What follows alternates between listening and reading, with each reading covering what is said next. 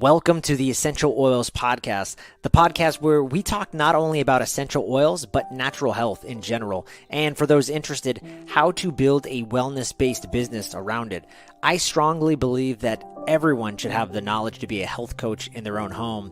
And when you understand health better, you're more confident, you get less sick, and you rely less on doctors on popping pills.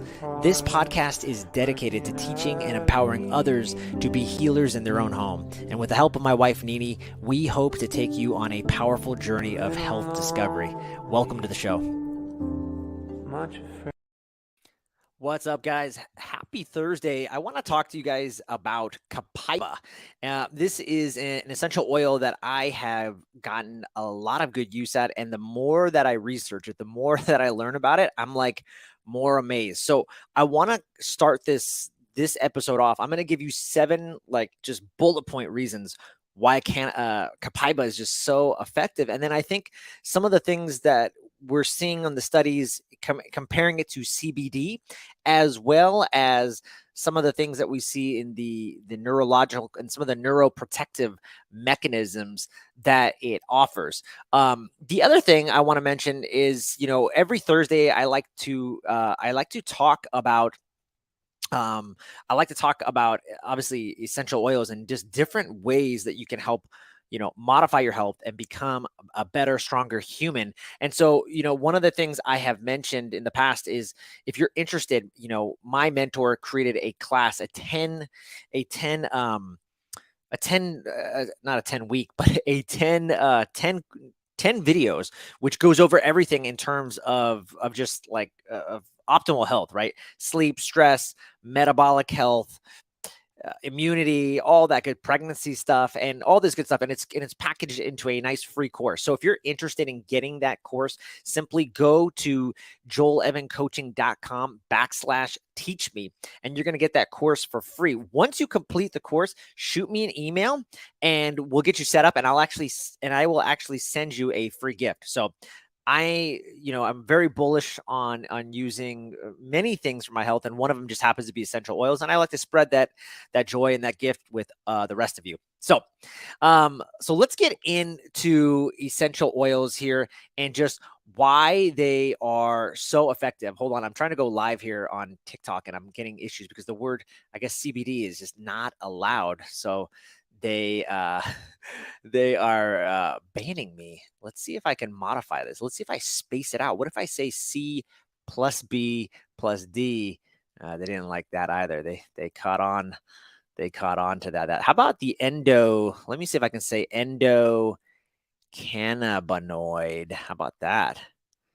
Maybe endocannabinoid system. Maybe that'll trick them. Let's see if we can get this to work. All right, it made it. It worked. All right, thanks for being flexible with me, guys. Okay. All right. So let's talk about the seven big reasons why I love Copaiba. One is it's an antioxidant when it's ingested. Okay. It is amazing for histamine. This is really powerful. Again, we're seeing with long haulers and people that have been really affected by, the virus, is they've had issues with modulating histamine response. And so Copaiba can be a really beneficial essential oil to start using with that. It's going to be great for gut health. I've seen it help, a lot of clients with Crohn's, and it's great for the brain, which we're going to get into today. Helps with dopamine. Okay. Helps with the modulation of dopamine production. It's rich in cannabinoids, which we're going to talk about. The nice thing about it is it has no THC. So, obviously some people are more sensitive to that, or if you're thinking about your kids and you're wondering how it's going to affect their endocannabinoid system, that's going to be something great to think about as well. It helps with pain receptors, and it's actually higher than cannabis for pain. So that's really neat. And it also helps kill skin tags. So let's talk about it. In this one, I think a really interesting topic is actually talking about how Copaiba is different than maybe CBD, but how it can have very similar and powerful effects. Let's talk about the endocannabinoid system specifically, in case you're wondering about that. Now, the endocannabinoid system, the ECS, it's helpful in many ways for modulating things like mood, inflammation, appetite, relaxation. And it's composed of these receptors called cannabinoids and enzymes, and it's found throughout your central and peripheral nervous system. And it acts as a regulator for countless physiological processes. And so what this means is that the ECS can actually help maintain that internal balance in the world that's obviously evolving and changing minute by minute, right? And so when in this ECS, you have two receptors. You have the primary receptors. So you have the CB1 cannabinoid receptor, and you have the CB2.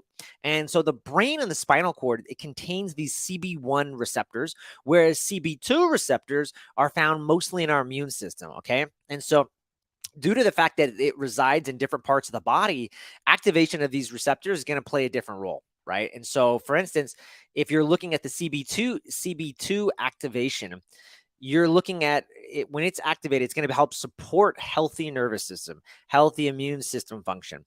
And it's going to be activating also its counterpart, the CB1 receptors, which can modulate mood, memory, perception of pain.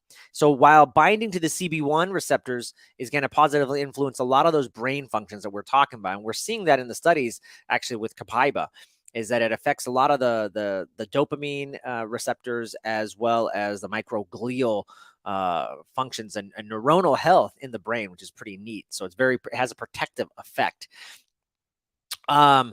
So there's three groups of molecules that can greatly affect the function of the ECS, right? And that is the endocannabinoids, which is produced by the body, the phytocannabinoids, which is produced which is produced by plants, and then you have the synthetic cannabinoids, which is produced in a lab, right? So the phytocannabinoids, they're a little bit different because they are produced naturally by plants, such as the cannabis, black truffle, cacao. There's other oils too, besides Copaiba, like black pepper, and there's a doTERRA oil known as Melissa, right? So the literature actually suggests that these ECS influencing substance, they tend to be selective in the receptors that they activate.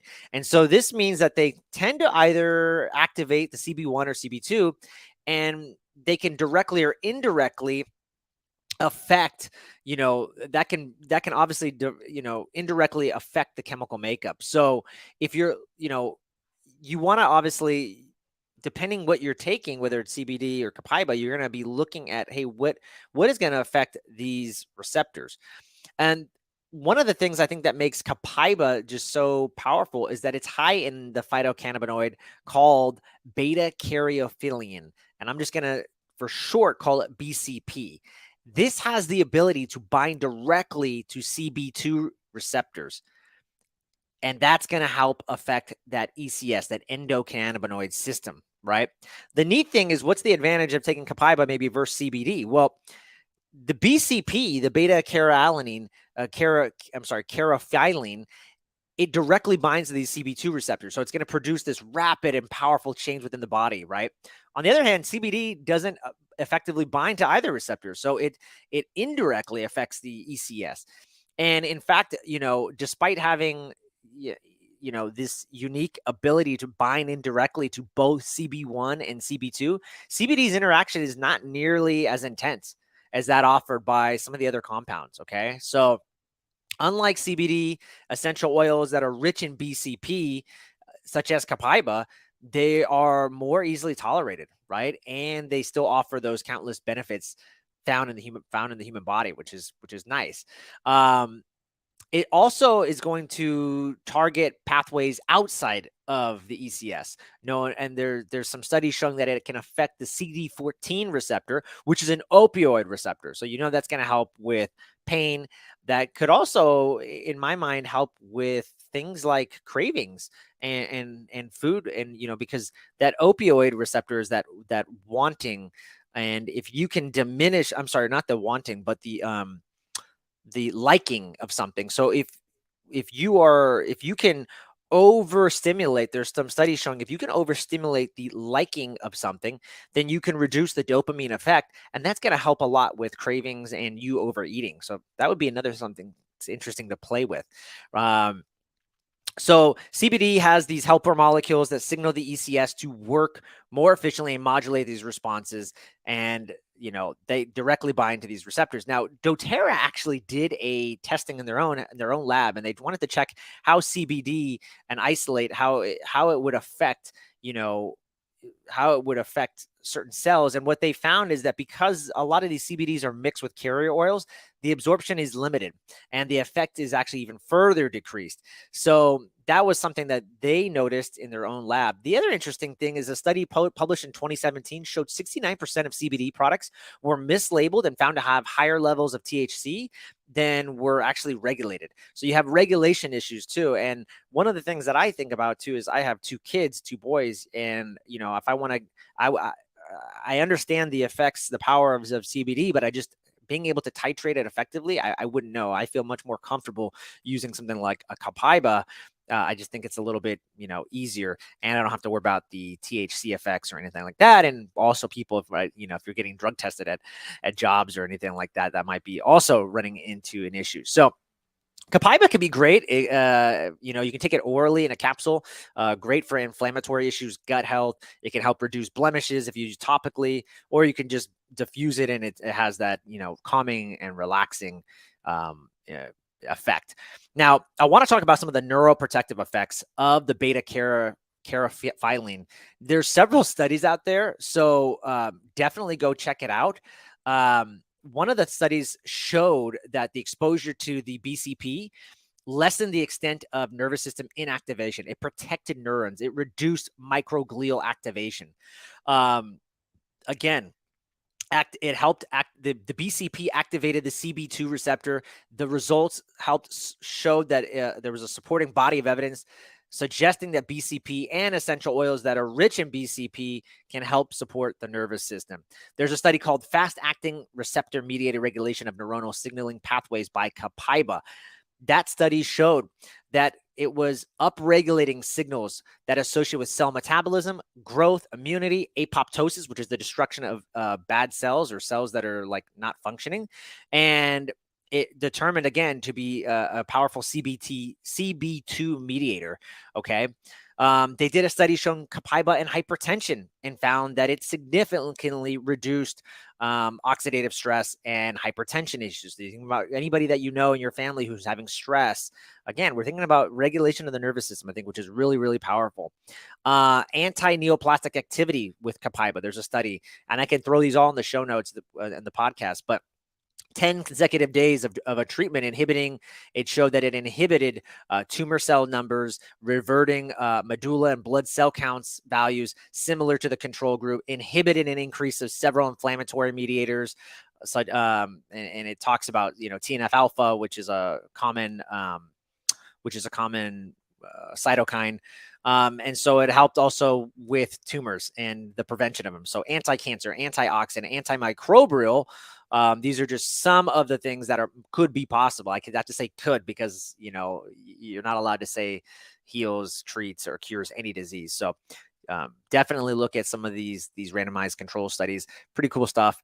I'm very bullish on Copaiba, and we use it in our home just for, again, modulating pain and modulating the nervous system. I think it's really, really powerful. So I hope this was helpful for you guys. This is one of every week I like to go over a new essential oil or talk with others that are in the business and the practice of essential oils and just how they're using it in their family and their health. So this was amazing, and I hope you find some of the benefits that I get from these oils as well. Have an amazing, blessed Thursday. I'm out.